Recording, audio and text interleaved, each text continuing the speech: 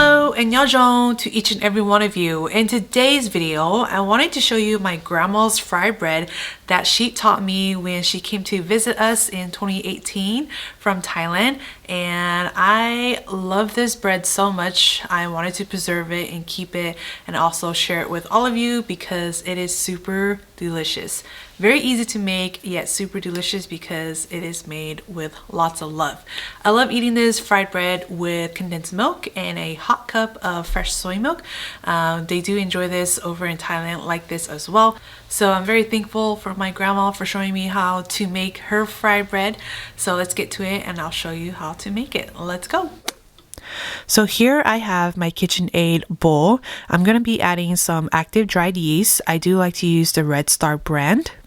This is about 1.5 teaspoons.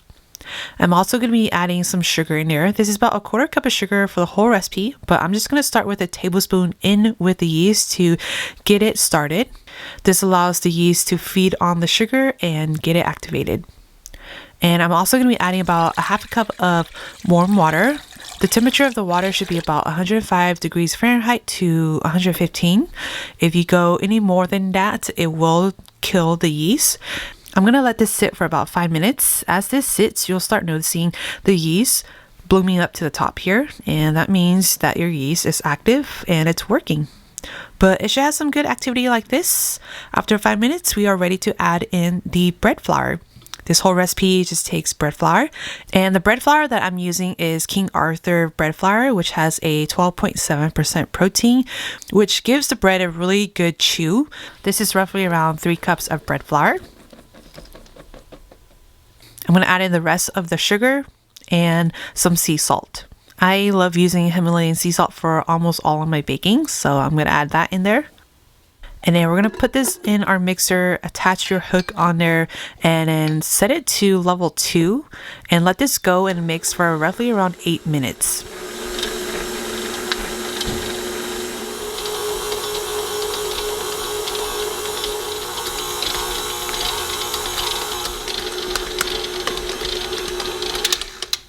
After 8 minutes, we're going to remove it from the bowl and place it onto a flour board.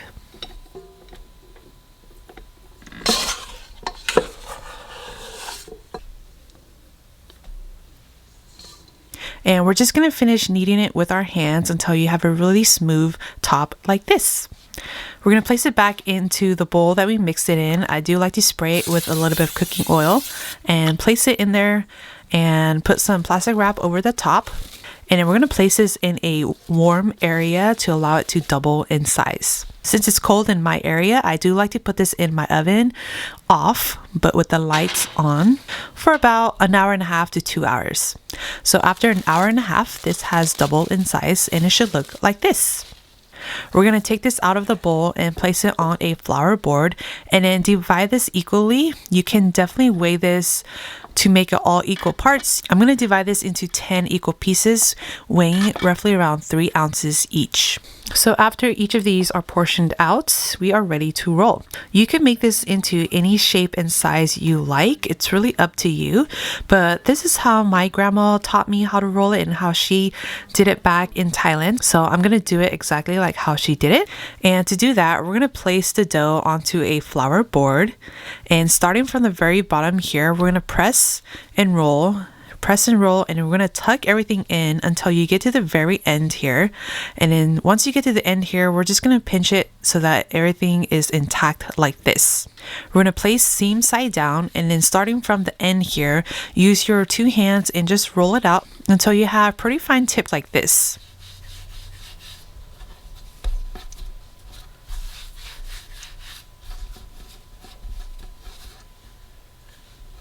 And that's how my grandma taught me how to do it. Once you have everything rolled out, we're going to place this onto a sheet tray lined with parchment paper and dusted with a little bit of flour and continue with the rest.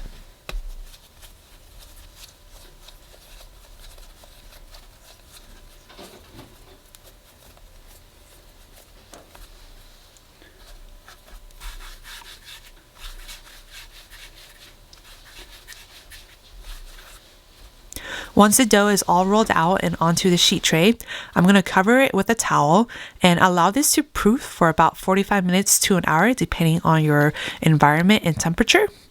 And try your best not to overproof this or underproof it. And the way I like to tell if I proofed it just right is to press it with my finger. Once you press it in there, the dough should come up slowly and come back to its normal form. So here I have some vegetable oil that I heated up to 350 degrees Fahrenheit. I'm going to place the dough right in and try not to overcrowd it because the dough does need space to rise and cook properly.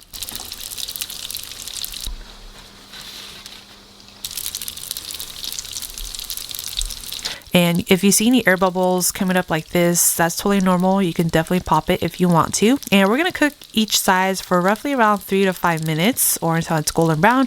And then try your best to flip it to the other side.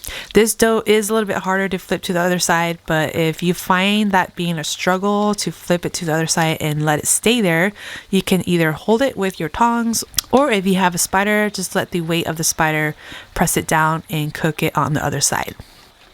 So I cooked this roughly around 8 minutes or so, and it is pretty much done. It should be pretty golden brown like this and super crispy.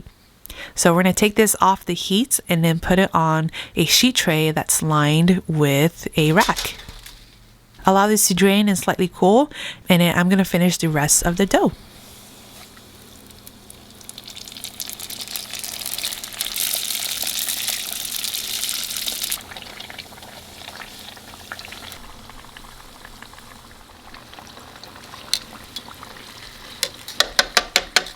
And that's pretty much it for my grandma's fried bread.